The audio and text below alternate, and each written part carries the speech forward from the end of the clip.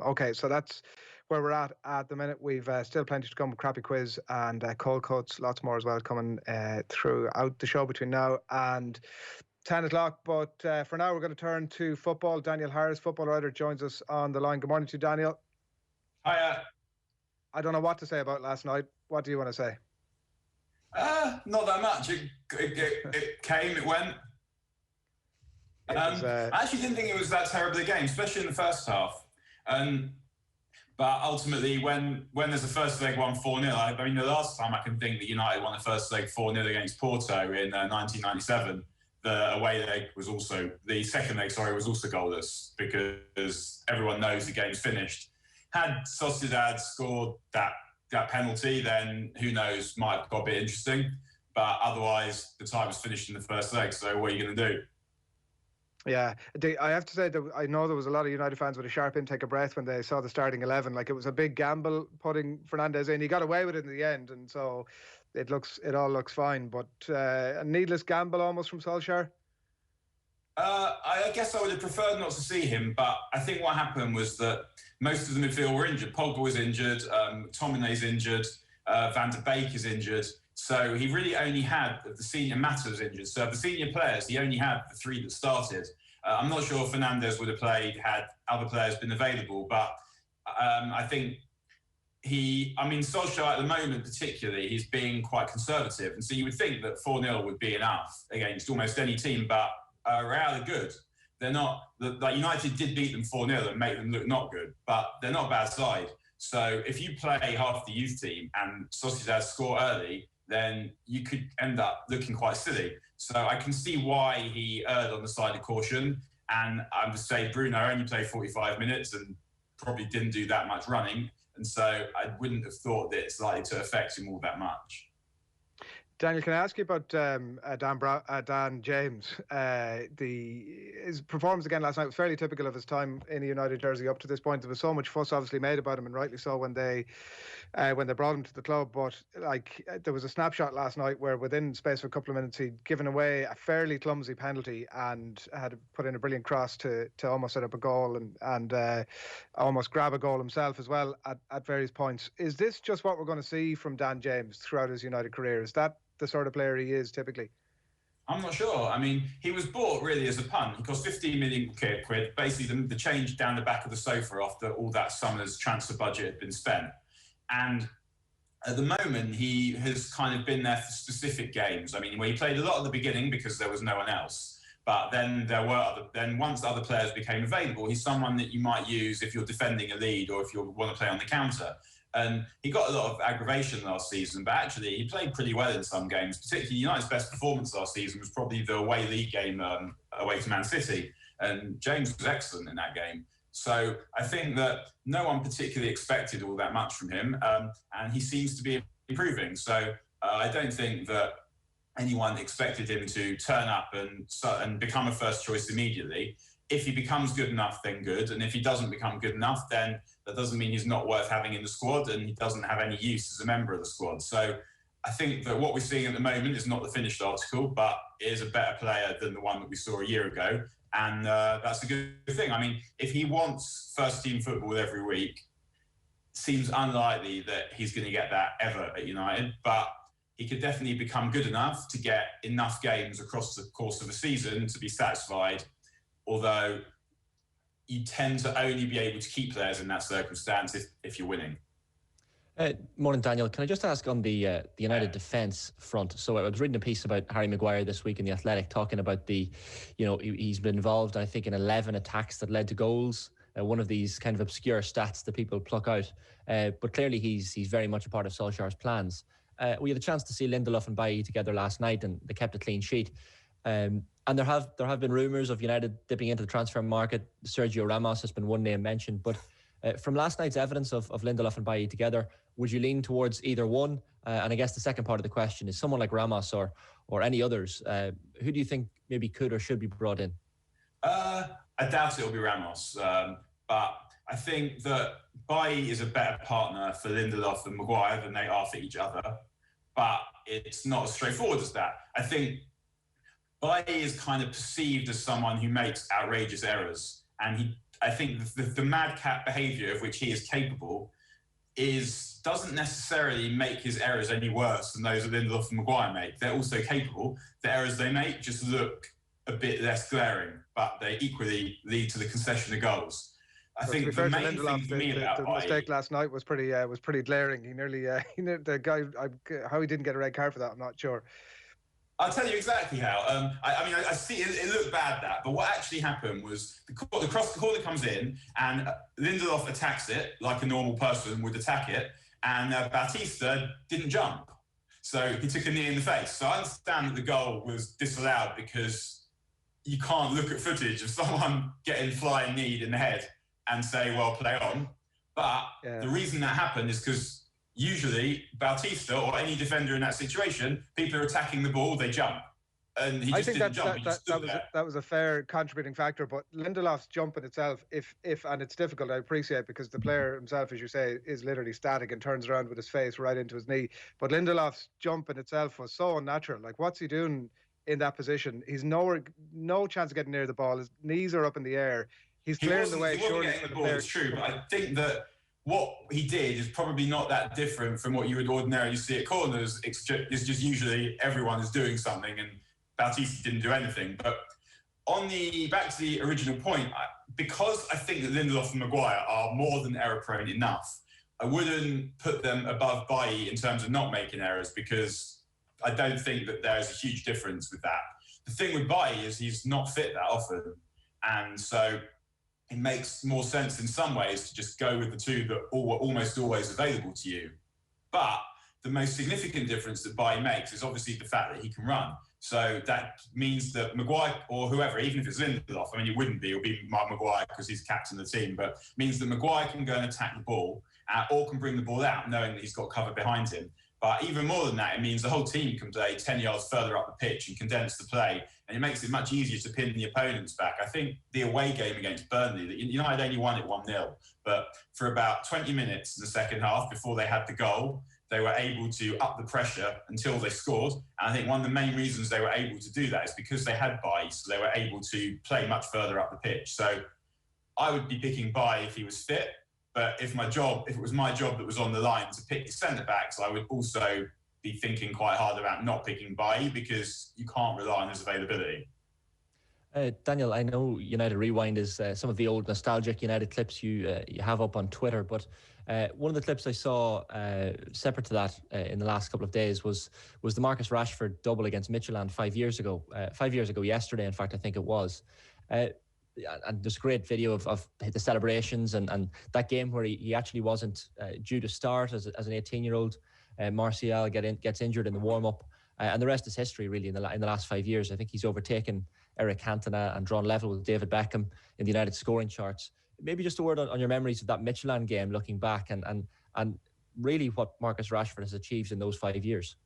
Well, it's funny, really, isn't it? It's like one of the few good things Louis van Gaal did at United, and even that he didn't really mean to do. Rashford was on the bench, and he only played because Martial got injured in the warm-up. But, I mean, I think that he scored goals in those first couple of games. He scored twice against Midtjylland, as you said, and then twice against Arsenal. There wasn't a lot in those games that showed you he was the player that he is, because, I mean, the 2 goals against Midtjylland were proper tap-ins. And actually, funnily enough, the kind of goals he doesn't score enough of. If he was able to start adding those goals on a reg, then he would be a much better player, because many of his goals are bangers. And he doesn't quite have the instinct of a centre-forward. And if he can add that and score a lot more free goals, then he will score quite a lot more goals, because those goals are always available. I mean, he plays on the left now. He's playing centre-forward then, but he should be getting goals at the back post. He should be. I mean, we see Sadio Mane and Mohamed Salah doing it a lot for Liverpool. But when he made that debut, you knew that he was electrifying quick, because that was what was known about him. And the more you saw of him, he then scored brilliant goals later in the season against West Ham and Man City. So you could see that he could beat a man and he could score the difficult ones. But what you didn't understand was the cultural icon and absolute superhero that he was going to become. And Marcus Rashford has transcended Manchester United, he's transcended football, and he's saving the world. And no one knew that was going to happen. And all the football achievements in the world that you could stack up will never come close to the social difference that he's made, the difference he's made to social justice in this country, and the difference he's going to continue to make after he's long dead by the inspiration that he has given other people to do the same thing, and with the better lives that he's given people who have been less fortunate than he has. Yeah, absolutely incredible story off the pitch. Much more than any other conversation we could have about Marcus Rashford or any other footballer for that matter. But the Chelsea game, obviously on Sunday, Daniel, I'm sure suddenly this game has taken on a bit of a different light. United obviously in decent form, and Chelsea cooking along in a way that didn't seem all that likely a month ago. What does it all mean for the outcome on Sunday? I mean, I would say I don't think I would be. I mean, I probably would be accused of being biased journo in saying United are a better team than Chelsea. I think they are. I mean, the league table shows that. But Chelsea are capable of hurting United. They've got some good players. I don't think that Thomas Tuchel knows what his best team is yet. I mean, that's not criticism. He's only just got there. I mean, it's sort of Mason Mount and then some of the others. But Chelsea they're in good form, relatively speaking. They don't look that deadly or that creative going forward. But if they play well, then that's a really hard game for United. And it's a game that Chelsea really could do with winning. For United, a draw would not be a terrible result, particularly if Leicester don't beat Arsenal. I think that it's probably fair to say that the title has gone now. So what United need to do is try and make sure that they finish in the top four and try and come second. And it's probably them, Leicester, Chelsea, Liverpool. That is more or less, if I've forgotten anyone, that is more or less the competition. They would do quite badly to get 9 points fewer than Liverpool from here, but a win would basically make it very, very difficult for Chelsea to finish above them and would take them much more of the way there. But a draw would not be a dreadful result. So I think in terms of the game that we're going to see, United, apart from the cup game against Liverpool, where what they did was they went to go and impose themselves on decent opposition, they're still a bit conservative in the bigger games. They drew 0-0 at Arsenal. They lost 1-0 at home to Arsenal. They drew 0-0 at home to Chelsea when Chelsea were really tottering and asking for a slapping. They played Man City at home just before City really got going in the way that they became all of a sudden this outrageous winning machine. And I think they sort of paid for that, accepting a 0-0 at home to City, because if they'd gone and won that game, it might have been harder for City to go and begin that run. So what I'd like to see is United go and impose themselves. And I think that was what we saw Chelsea do against Atletico in midweek. I think Tuchel realised that Atletico are top of the Spanish league, but the Spanish league is not a strong league at the moment. But even so, he didn't go and play their reputation, and he didn't go and play the occasion. He sent his players out to go and be better than the opposition. And United are slightly limited because Pogba's not fit, and that means that whatever midfield plays, a lot of the creative responsibility rests on Bruno Fernandes. And if Tuchel and Chelsea are able to keep him out of the game, United are relying on their wide players, and that is harder than having two brilliant players like Pogba and Fernandes in the middle of the midfield that are just better than anything that Chelsea have in terms of chance creation. So it is a slightly harder task to go and impose, but as I said at the beginning of this answer, United are a better team than Chelsea, so they should be looking to go to Chelsea and assert themselves and cope with whatever Chelsea chuck at them. I'm not sure that is what we're going to see, and my guess would be we see another low-scoring game because United will probably play to kind of keep it tight for half an hour and then maybe go and try and commit to win it in the last half an hour, but it can be hard to do that. And I think Chelsea aren't doing that well at making chances, and their combinations aren't quite there yet. So I think that, we'll probably see quite a cagey game, but with all those good attacking players on the pitch, I could be talking complete nonsense and we could go and see something really good. Daniel, a lot of people give Thomas Tuchel credit for his tactical decisions, and I guess have him in this managerial level or tier, maybe slightly above Ole Gunnar Solskjaer. But, Solskjaer has proven a couple of times against, Tuchel teams in Paris, against PSG, that he has the tactical nous at times to compete with Tuchel teams. So are we a bit unfair maybe on Solskjaer that we have him on this managerial level below Thomas Tuchel, or is that a fair enough assessment at this stage? Thomas Tuchel has won bigger competitions than Ole Gunnar Solskjaer. I mean, it's really like that. That's quite simple. So it's not unacceptable to say that he is superior. I'm sure he's a better coach than Ole as well. But management is not all about coaching. Ole doesn't do that much coaching. What Ole's good at is he understands that football is a simple game, and he's really good at getting the best from his players. As you say, on the tactical side, there are loads of examples of him getting it absolutely bang on. And that tells you that he knows something. There are too many examples of him getting it really wrong as well. So he's learning. I mean, he's a much better manager now than he was when United appointed him 2 years ago. And I'm sure he'll be a much better manager than that in 2 years' time. Tuchel's a slightly different thing. I mean, I'm sure he is a good man manager, but for him, football is slightly more complex. There are lots of different ways of playing football. That's one of the reasons we love it so much. And for Tuchel, it's much more about systems. I mean, he's more of a technocrat. It's more about systems, and he changes systems every game. He changes players every game. I think with Ole, he's changing a lot of players during the games at the moment, not particularly because he wants to, but because there are so many games coming so quickly. And if you look back, even as far as last season, unlike, I think, any other British side, United went almost to the end in Europe, and almost to the end in the Premier League. So when teams came back after lockdown and they weren't fit,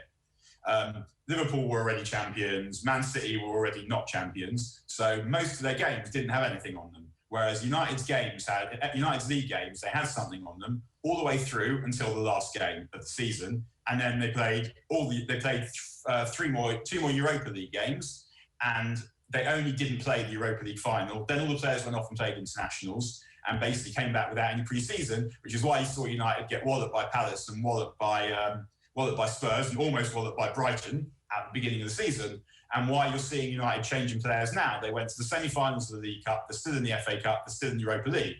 So you're seeing Ole make loads of changes, and I don't think that's particularly because he wants to. I think it's because that is how you've got to keep players fresh, whilst at the same time realising that he can't really do without Maguire, Rashford and Bruno Fernandes, who play almost all the games. So the teams that you see him select, you always have to kind of think about that is really what's going on here. So with Tuchel's changing players, I think, because he's thinking more tactically than Ole is. It's more about what can he do to exploit what that team does badly, and what can he do to stop them doing what that team does well. And Ole is more about trying to maximise what United do well in the first instance. So two different ways. I don't think one is right and one is wrong. And actually, I would like, in some ways, to see Ole move further away from what Tuchel does, because I think, apart from City, United probably have the best players. And when you have the best players, you obviously have to pay attention to exploiting your opponent's weaknesses and limiting their strengths. But what the main thing you need to be doing is you need to be going out there and you need to be playing with freedom and imposing what you do best on that team. And when Ole's teams are at his best, it's when they're doing that. So I hope that's what United do against Chelsea, but I'm not sure that's what will happen, because I think they're still a little bit conservative in the big games, and he doesn't quite trust the defence to allow the players in front of them to go and express themselves. And I'm not sure the balance isn't quite right, because if you look at the way that Liverpool play, they have three runners in central midfield. The creativity comes from the fullbacks, who also provide the width, which means the wide attackers can attack the goal. United, they don't play with runners in midfield. They have a creator in midfield, which is Bruno Fernandes, which means that you have to, the balance in midfield of, you don't want all the creation to come from him, but the fullbacks, Luke Shaw is getting really good at creating chances, and Wan-Bissaka is getting better, but they don't have that balance quite there yet, and they need to protect a dicky defence. But they are getting better at doing that, and I think that they will continue to improve, and when they're able to probably sign another centre-back and perhaps a number 6 in the summer, you'll see a team at that point, there will be absolutely no excuse for not going for it in absolutely every game, whoever it's against. Just very briefly, Daniel, before we let you away, some chatter over this side of the water this morning about potentially Roy Keane for Celtic. It's 10 years since he was the full-on manager at any club. A good fit? I don't know. I mean, definitely a better fit than Neil Lennon was. That seemed like an absurd retrograde step after you've had a really progressive, forward-thinking and excellent coach like Brendan Rodgers, to then go back to someone who is just less good, ultimately, would be an error. I mean, I'm sure that Roy Keane is also less good than Neil Lennon, but you never know with Roy Keane, because he does understand football. He understands what it takes to win. He knows what it takes to play good football. I mean, I guess it might also be considered a retrograde step, and he's someone from whom the game has moved on. But ultimately, like when you see, it's really interesting when you see Roy Keane analyse the game, and again, like when he's analysing it when he had that set two with Jurgen Klopp, or when he was talking to Tim Cahill about Mikel Arteta and Arsenal, and I think people were kind of like laughing a bit at Roy Keane, saying he's just a proper football man. He's just doing that whole old man thing about football was better in my day. And it's all about mentality and it's all about talent, but kind of is. And he was, I felt like, proved to be right in some aspects with that argument he had with Jurgen Klopp, and proved to be right in almost every aspect of that argument he had with Tim Cahill about the relative merits of United and Arsenal.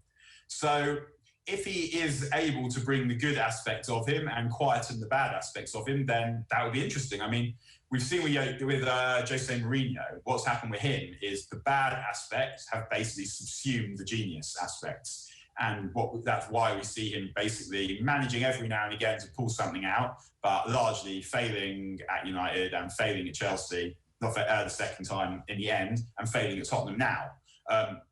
If Roy Keane allows himself to be eaten up by the darkness that means that he struggles to relate to some players, then that would be a problem. With Alex Ferguson, the thing about him was, despite the outward hardness and toughness and in demanding the will to win, he understood how to talk to all sorts of different characters, which meant that he was able to not do as much tactically or as much coaching as other managers, because he was just getting the best out of everyone. And if you get the best out of everyone, then you're going to have a really good chance of winning stuff. If Roy Keane is able to adapt those aspects of himself, where the people that need the tough love and they need the kind of the inverted commas Roy Keane, the character of Roy Keane, there'll be people that need that. If he is able to give that to the people that need it, but to give a gentler, more understanding side of himself, even if he doesn't totally understand the people that need that, then yeah, Roy Keane could do something interesting, but he might need some good coaches too, some good people around him. Yeah, we should watch with interest. Daniel, thanks a million. No worries, lads. See you again. Have a good weekend, everyone. Thanks a lot. Cheers. You too. Daniel Harris on the line there. Looking ahead to the weekend's games and a bit of reflection on United as well. It is 9:12 on this Friday morning. You're watching OTB AM.